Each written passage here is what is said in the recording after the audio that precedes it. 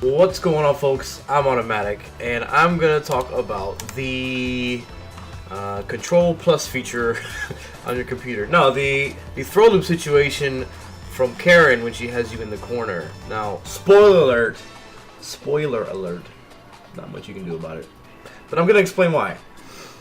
Well, and as far as when you're already there, there's not much you can do about it. It's kind of like that NSYNC song where it's like it doesn't matter who you are, where you're from, whatever lyrics you gotta guess. Just insert you gotta guess. You can have 10 years of experience of Street Fighter games, doesn't matter. But let me show you exactly numerically why it works. So in Tool Assistant's Oki calculator, I have the throw inputted, and you can see here it is a +5 knockdown. So when you throw them again, there is some manual timing involved, so that part is somewhat problematic for Karin. But the real issue, what is the reason why the opponent doesn't want to challenge it with a jab, it's not necessarily because you could potentially time another throw manually to where it beats the jab.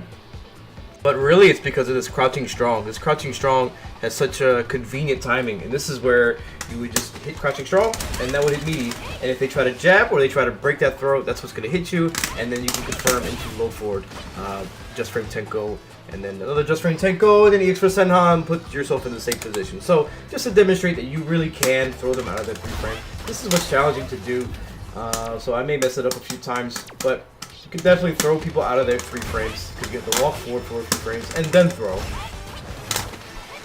So if instead I do crouching strong against that jab, it's automatically timed, so it's not a problem at all. So the real answer to solving this is to just understand that you have to guess.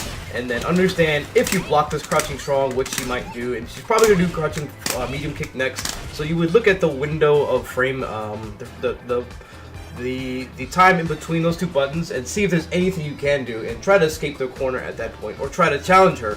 But the real way to deal with this is to really understand that when you're around this area of the screen against Karin, you have to be on high alert.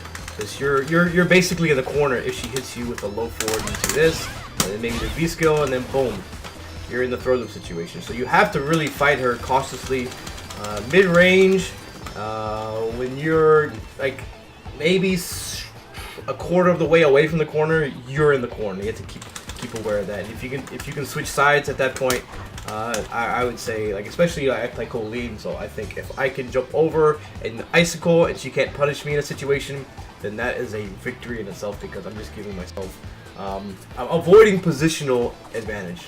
I'm taking away the disadvantage, the potential disadvantage that I might have. So I might want to do a move that crosses her up, right?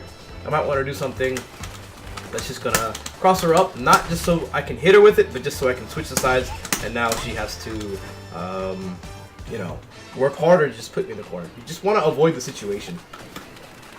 Oh yeah, Karin's cheap.